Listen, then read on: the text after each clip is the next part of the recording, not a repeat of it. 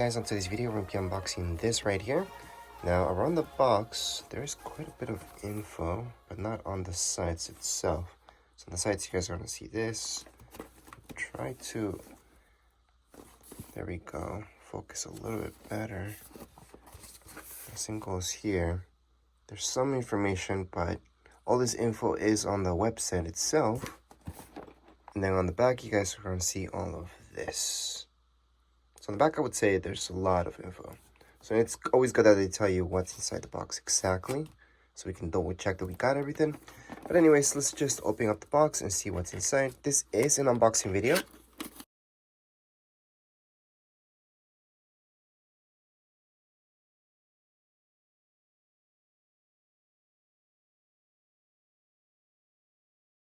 Alright, so at this point in time, you're looking at everything you get inside the box.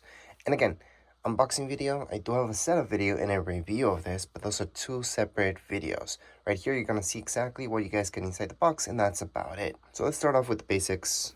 You do get this right here. But again, I do have a manual, so you guys don't really have to go through this. It is extremely easy. So it's something that most of you wouldn't even be looking at. But if you guys want to see the video, I do have a video about that. In this case, there's this extended warranty. That's pretty nice. So 18 months in total. You do get these screws. Let me just show you. And an Allen key. So here are the screws that you guys get. And the Allen key, which will work with it. But obviously, it's going to be easier if you use your own screwdriver than this little thing. Next up is this part. So we can choose this to put it against our window, for example, or we could just stick it on. I'm gonna see what I do, not 100% sure. Well, actually, I'm pretty sure I'm gonna end up using this myself. And to change it up, you guys will notice, you would just switch this over. So we will be using that screwdriver in order to take that out and put this one in. But it does depend on you. So this is pretty standard. This will move around, and then you can lock this in or just move it around even more. So it is pretty flexible. So here comes the charging cable that we get with this. So right here, you guys will notice this is a USB. So this is the USB cable that we get right away. And we could plug this in right here, for example. And then this, that's just to give you an example. So this right here would go into your screen to charge it up. That's how this works. And this right here, I guess you could plug it in here to charge this guy up. It is solar powered, but you should charge it up before using it the first time, so you don't have to wait for it to charge by itself. And they usually come with some battery inside, but I'd always suggest charging it up fully before you actually use it for the first time, or even before the setup. So you could plug it in there, but it is USB, so you could technically plug it into your computer or laptop and then to this to charge it up. And I'm sure if you guys have an iPhone or Android, your charger, I'm pretty sure that will work. It depends. We have to take a look at what it requires, how much electricity it requires. So this would be the USB cable that you get with it, and this would be the other cable that would be for your car. Now here's the screen, and again, this does go all the way back like so. So that's kind of nice. And the buttons in the back, let me show you. You have a minus, a plus, and menu. So you have full access. Obviously, it's on the back, so it's going to be not that great, depending where you have it set up. The cables I showed you would go there to charge this up. This right here is ready, so you could take this off and just stick it on. Or you can change it for the other one.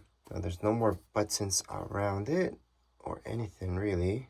And this is something that you want to take off once it's installed, so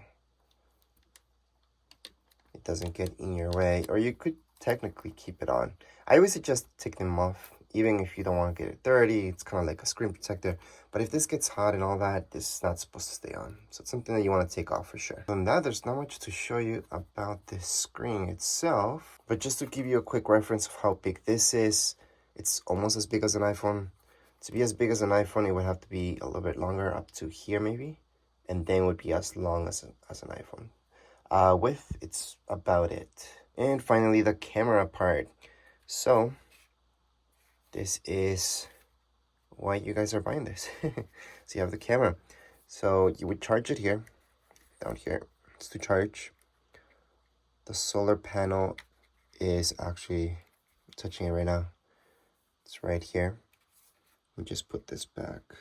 Yeah, design-wise, they should have done this right here. Although I know it takes that a little bit more, but they should have put it here. Just because it's so much easier for water to go in there. But hopefully nothing happens. And these holes, obviously that's for the screws to go, license plate. And then on the back, there's nothing. There's no buttons, nothing. On the front, you're going to see the camera.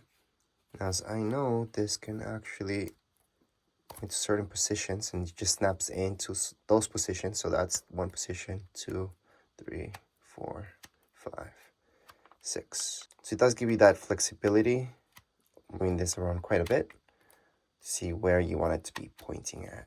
Now, as a first glance, I do like how this feels. Doesn't feel cheap. It actually feels like it has some weight to it, which is good because it does have battery in there, so that has some weight. And then the camera part has a little bit of weight, but obviously most of the weight goes down here below, where it's the battery, solar power, and everything. But it does feel pretty good quality, although everything's plastic. But anyways, that's it. That's all you guys get with this kit. So once again, here are the two main things that you guys get with this.